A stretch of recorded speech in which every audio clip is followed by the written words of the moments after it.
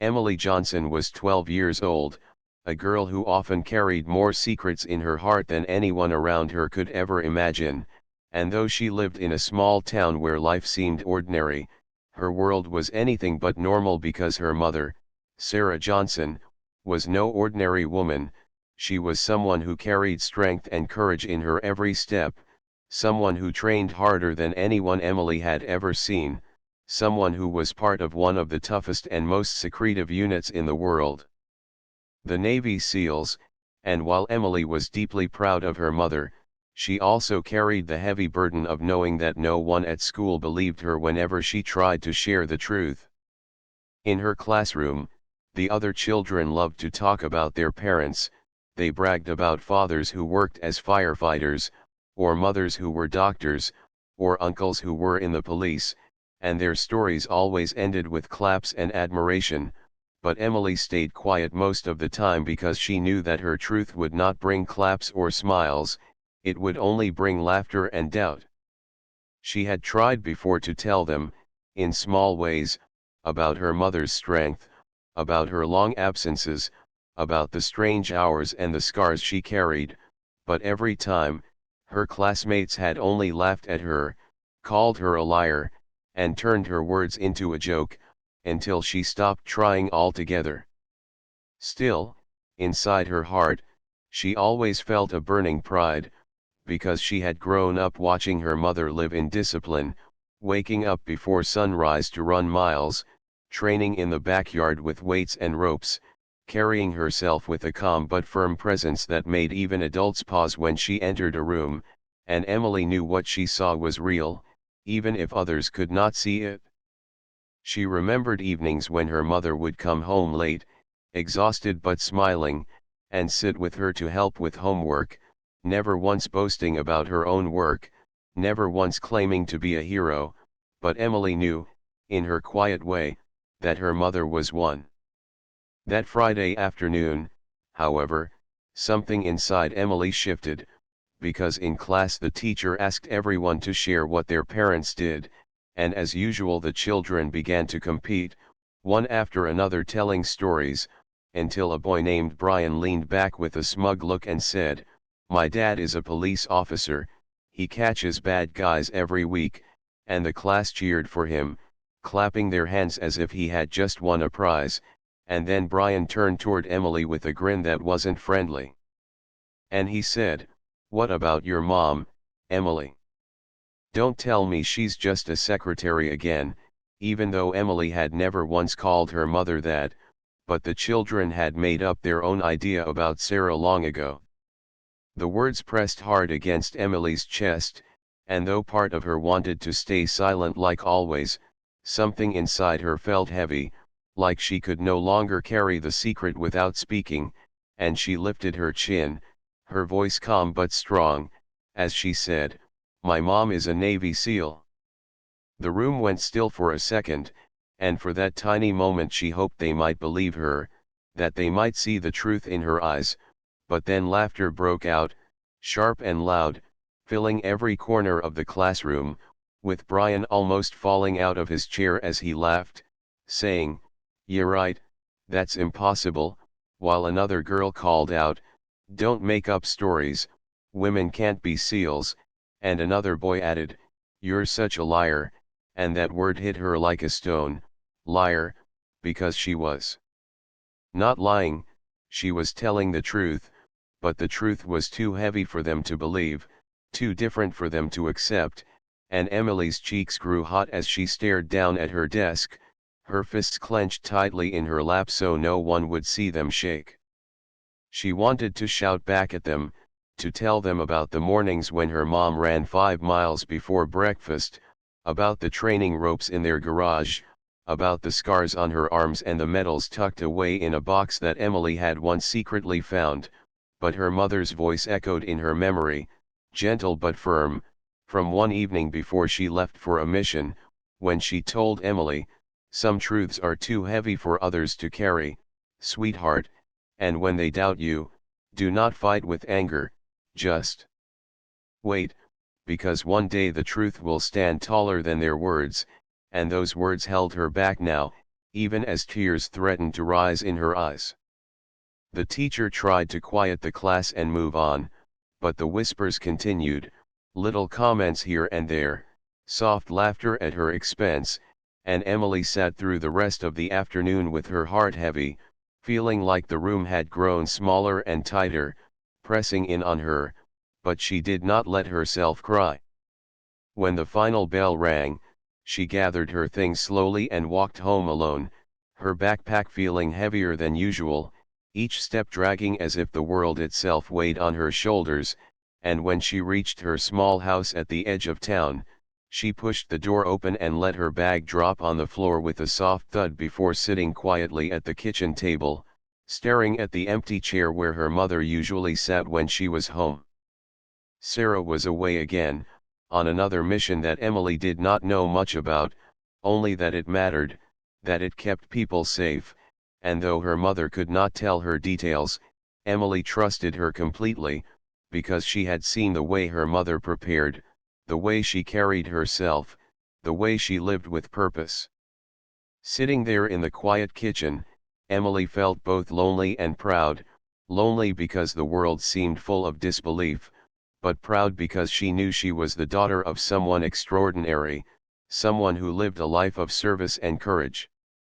That night, as she lay in bed staring at the ceiling, she whispered to herself, one day they will see, one day they will know, and she clutched that thought like a promise, unaware that the moment was coming soon, a moment when the same classmates who had laughed at her, who had called her a liar, would be frozen in shock when the truth came crashing into their classroom, because Sarah Johnson and her unit would storm into their world, not for show, not to prove Emily right, but for reasons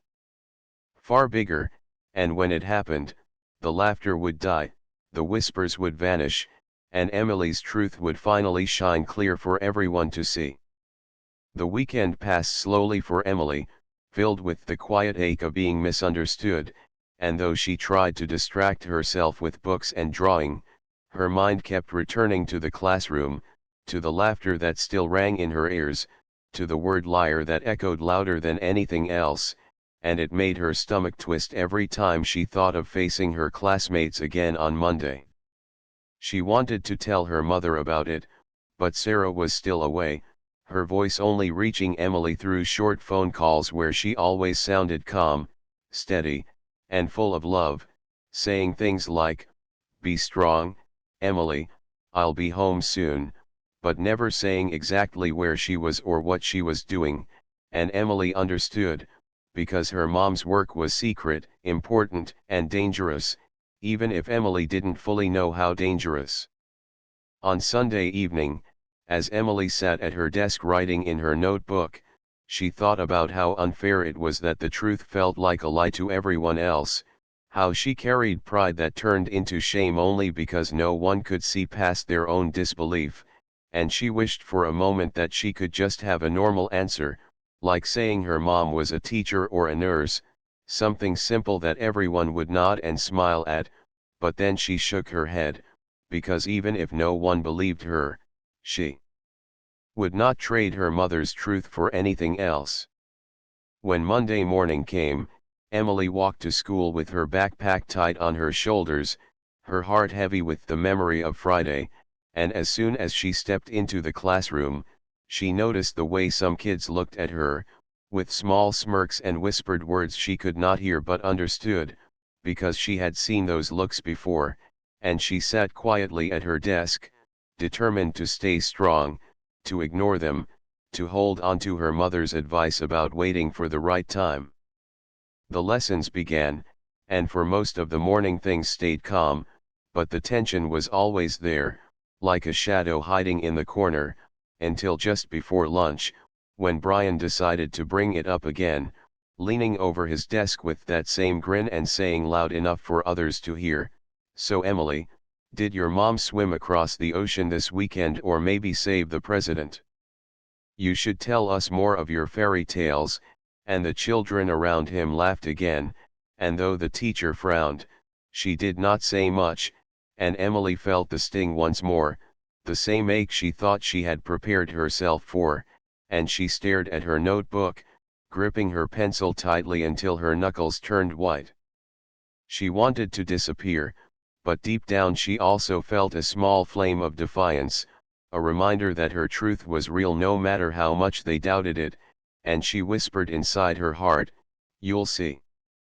What Emily could not know was that the moment she had whispered about in her bedroom, the moment she had imagined, was closer than she thought, because outside of the school, far beyond the classroom walls, her mother's unit was already on the move, not for her, not for the school, but for something that connected to the town, something that required them to arrive suddenly and without warning. Sarah had been briefed late the night before and her team had prepared quickly, moving with the same discipline they always did, and though she had no idea that her daughter was being teased and doubted for speaking the truth, fate was about to tie those threads together in a way no one could have expected. Back inside the classroom, the teacher tried to continue with the lesson, but the children's giggles lingered, and Emily sank lower in her seat, wishing the day would end quickly, until a sudden noise outside caught everyone's attention, a deep rumble like trucks stopping nearby, heavy boots hitting the ground, and then the sound of doors opening and shutting with precision. The teacher paused mid-sentence, confused, while the students turned to each other with questions in their eyes, and then the door of the classroom burst open, not violently but firmly, and a group of figures in uniform stepped in with calm authority, their presence filling the room in an instant, their voices steady as one of them called out orders to secure the area. The children froze, every laugh, every whisper dying in their throats, their wide eyes fixed on the sight before them, because this was not a scene they had ever imagined, this was not a movie, this was real, and standing among the group, calm and sharp, was Sarah Johnson, her eyes scanning the room quickly, her presence as commanding as the sun breaking through a storm. For a moment, Emily could not breathe, her heart pounding as she realized what was happening, and the disbelief on her classmates' faces was almost too much to take in, their shock written clearly as their mouths opened but no sound came out, their earlier laughter turning into silence so thick that even the teacher seemed unable to speak. Sarah did not address the children, she did not need to, because her focus was on her duty, on the mission that had brought her and her team there, but in that moment, without a single word, the truth was laid bare for everyone to see. Emily's chest filled with pride and relief all at once, her eyes stinging with tears she held back, because finally, no one could call her a liar, no one could laugh, because her mother's presence spoke louder than any words Emily could have ever said. The unit moved with precision, checking the halls, speaking with the school staff, and the students sat frozen in their seats, unable to look away, their earlier doubts crumbling like sand, and though Sarah did not stop to explain, her uniform, her gear, and her command told the story clearly enough. For Emily, the moment felt like the world had shifted, like the weight she had carried for so long was lifted, and though she knew her mother would leave again, that this was not a moment for them to embrace or celebrate, she also knew that everything had changed in that room, because her truth had finally been revealed, and the silence of her classmates was proof enough. The classroom remained in stunned silence even after Sarah Johnson and her team had moved further into the building, their calm voices and steady steps echoing faintly down the hall, leaving behind an atmosphere so heavy that no one dared to speak, and Emily sat frozen at her desk, her heart still pounding, her mind racing with the sudden mix of pride, relief, and shock, because for the first time, her mother's truth was not just hers to carry, it was standing right there in front of everyone. Undeniable and powerful, and though Sarah had not even looked directly at her, Emily felt a deep connection in that moment, as if her mother's presence had wrapped around her like a shield against all the words that had ever been thrown at her. The teacher finally cleared her throat, trying to regain control of the room, but her voice was shaky as she told the class to remain calm, reminding them that everything was under control, though even she looked shaken, her eyes darting to the door as if she could still see the image of the unit standing there.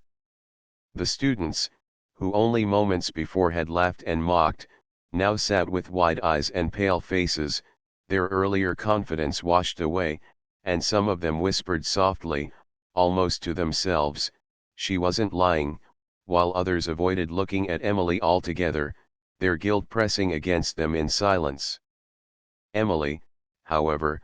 didn't gloat, didn't smile with victory, because though she felt proud, she also felt the weight of what this meant. Her mother's work was serious, dangerous, and whatever had brought her here today was not something to celebrate lightly.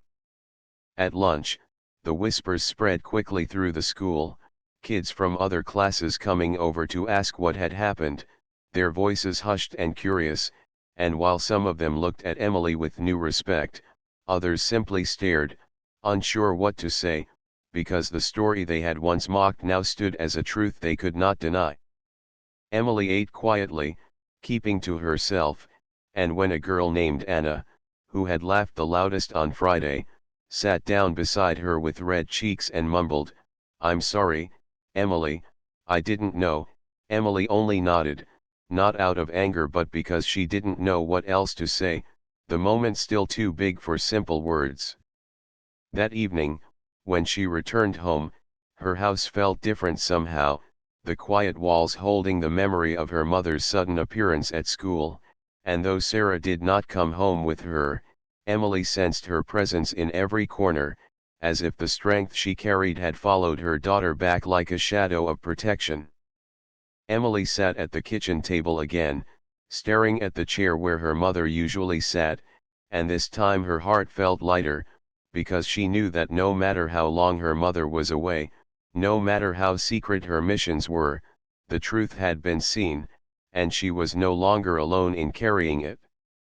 Days passed, and the story grew, whispered among parents and repeated by teachers who still seemed amazed by it, and slowly the way her classmates treated Emily began to change. Brian no longer smirked at her, Anna started inviting her to sit with her at lunch, and even the quiet kids, the ones who never joined in the teasing but also never defended her, began to look at her with a kind of quiet admiration. But Emily did not let it make her proud in a selfish way, because she remembered her mother's words about not fighting back with anger, about waiting for truth to rise on its own, and she carried herself with the same calmness she had seen in Sarah, speaking less but holding her head higher. At night, she would lie awake thinking about how everything had shifted, how quickly laughter had turned into silence, how cruel words had melted into apologies, and though she felt grateful for the change, she also worried, because she knew her mother's work meant danger, and the thought of that danger coming so close to her school made her heart uneasy. Still, she trusted Sarah, trusted the discipline and strength she had always shown, and that trust was enough to quiet the fear. One late evening, the phone rang, and when Emily answered, her mother's voice was on the other end, calm and steady as always, but this time carrying a warmth that Emily needed more than anything. As Sarah said, "I heard what happened, Emily, and I want you to know I am proud of you, proud that you stood strong even when they doubted you," and Emily felt tears roll down her cheeks as she whispered, "They don't think I'm a liar anymore, Mom, they saw you," and Sarah was quiet for a moment before replying softly, "You were never a liar, Emily, and I'm glad they know now, but remember, my work is not about proving things to others, it's about serving something bigger, and I want you to always hold your head high whether people believe you or not." Emily nodded, even though her mother couldn't see, and whispered, "I will, Mom," feeling a deep sense of peace settle inside her. After the call, she sat by the window, looking out at the quiet night sky, the stars shining faintly above, and for the first time in a long time, she felt no heaviness in her chest, no need to defend herself, only a calm pride that she carried like a gentle flame. The next morning, She walked to school with lighter steps, the whispers of the children no longer sharp but filled with awe, and though some still didn't fully understand, none of them called her a liar again. Emily knew life would not suddenly become perfect, that there would still be days of loneliness and challenges, that her mother would still leave on missions that frightened her, but she also knew she had grown stronger, that her voice no longer trembled when she spoke the truth, and that her classmates had seen something they could never forget. The girl they had doubted, the one they had laughed at, now walked with quiet dignity, her secret no longer hidden in the dark but standing tall in the light, and deep inside her, Emily carried the lesson that sometimes the hardest truths are the ones worth holding onto, no matter how heavy they seem, because one day, the truth always finds its way forward. The days after the unexpected arrival of Sarah Johnson and her team at the school continued to shape Emily's life in ways she had never imagined, because while the shock of that day began to settle, the effect it left behind in the hearts and minds of her classmates did not fade, and slowly the way people treated her shifted, as if they now saw her through a different lens, with respect replacing doubt and silence replacing mockery. Yet even in that change, Emily stayed humble, remembering her mother's words about carrying truth with patience rather than pride. She noticed how Brian, who had once been the loudest voice against her, now avoided teasing altogether, keeping his head down whenever she passed by, and Anna, who had been one of the quickest to laugh at her, seemed to go out of her way to include her in conversations, as if to make up for the past. But Emily did not cling to their apologies or bask in their newfound attention. Instead, she carried herself with quiet dignity, speaking little but holding her chin high, because she knew that what had happened was bigger than classmates learning a lesson. It was about her realizing that the truth would always find a way to stand on its own. Yet beneath her calmness, Emily also felt a new weight pressing on her heart, because seeing her mother in uniform at school had reminded her just how serious and dangerous Sarah's work really was, and she could not shake the image of her walking with such authority, moving swiftly with her team, her eyes sharp and focused on something far beyond the classroom, something that Emily could not understand but that filled her with both pride and worry. Every night when she lay in bed, Emily thought about that moment, about how close her mother's mission had come to her own world, and while she felt proud that others now believed her, she also carried the quiet fear of what might happen when her mother faced danger again. One evening, Sarah returned home for a short visit, and Emily ran into her arms the moment she walked through the door, holding on tightly as if she never wanted to let go, and Sarah hugged her back with the strength and gentleness that only she could give, whispering, "I'm here now, sweetheart," and for that night, Emily felt safe in a way she had not felt in weeks. They sat at the kitchen table together, eating dinner and laughing softly, talking about school and books, but when Emily finally gathered the courage to ask, "Mom, were you scared when you came to my school that day?" Sarah paused, looking at her with steady eyes, and answered, "Fear is something we all feel, Emily, but courage means moving forward even when fear is there. My team and I came because we had a job to do, and we trust each other with our lives. That trust is stronger than fear." Emily nodded, taking in every word, her admiration for her mother growing deeper with each sentence, and she realized that while she had always seen her mom as strong, she was also human, someone who felt fear but chose to rise above it. The next morning, Sarah was gone again, leaving a note by Emily's bed that said, "Be brave, keep your heart strong," and though her absence left a hollow space in the house, Emily carried the note in her backpack, reading it whenever she felt lonely or doubted herself. At school, the whispers about her mother continued, but now they carried awe rather than doubt, and sometimes kids from other grades approached her with questions, asking what it was like to have a mom in the Navy SEALs, asking if she ever told stories of her missions, and Emily would smile softly and say, "She doesn't talk about her missions, but she is the bravest person I know," leaving them with a sense of wonder. Yet Emily never bragged, never tried to turn her truth into something to show off, because she had learned that respect was not about forcing others to see, it was about living with quiet strength.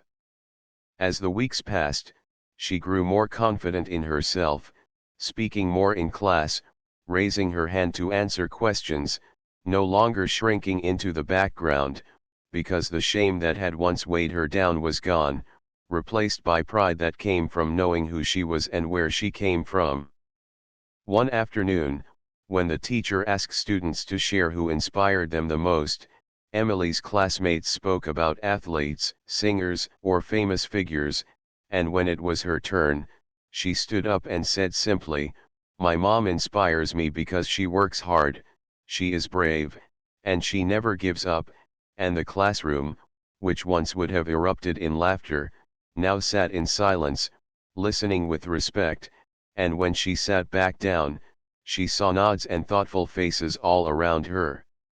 That night, Emily sat by her window, looking at the stars, and whispered, "I hope you're safe, Mom," holding on to the belief that somewhere out there, Sarah was carrying out her duty with the same courage she had always shown, and though Emily missed her deeply, she also felt proud to be her daughter.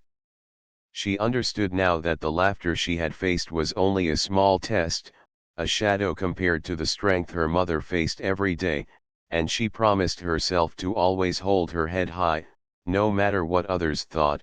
because she had seen with her own eyes how the truth could change everything.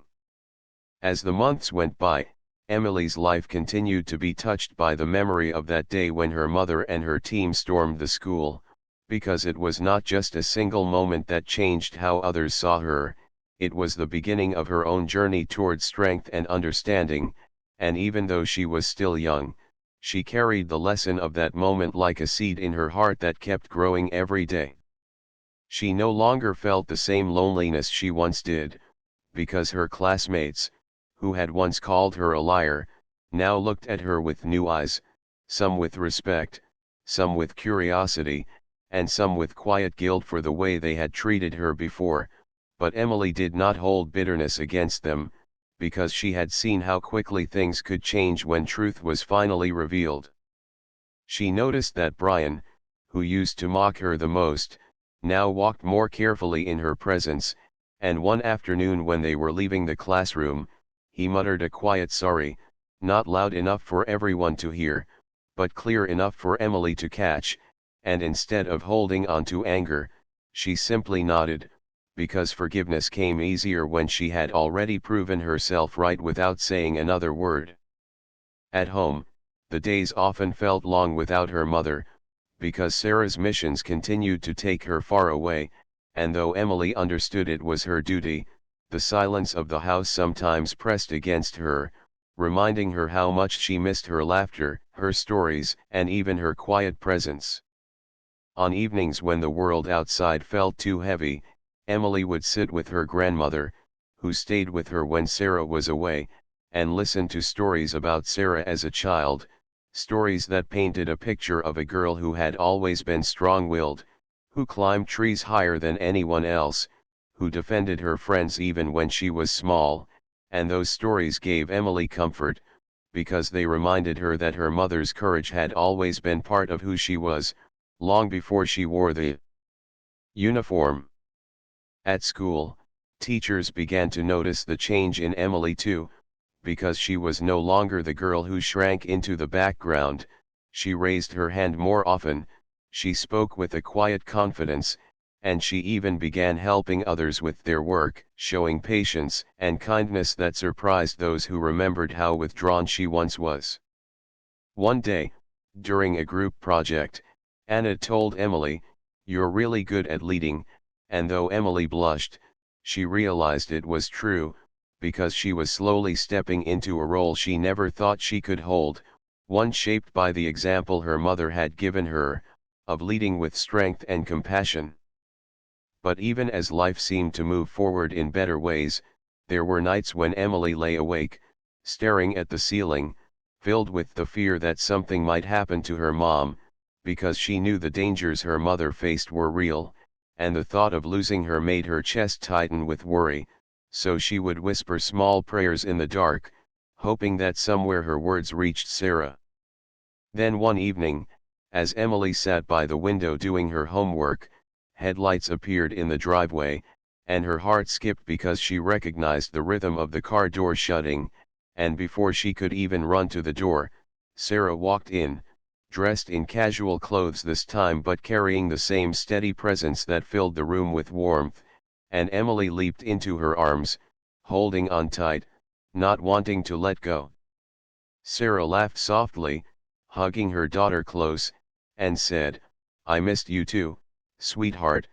before sitting down at the table with her, and for hours they talked, catching up on everything Emily had been through, from her schoolwork to her friendships, and Sarah listened with the same patience she always had, nodding thoughtfully and smiling with pride. At one point, Emily looked at her and said, "Mom, everyone believes me now. They respect you." "They respect me too," and Sarah reached across the table, took her hand, and answered, "Respect comes when you stay true to yourself, Emily. You didn't need to prove anything to them, you just needed to keep walking with honesty, and you did.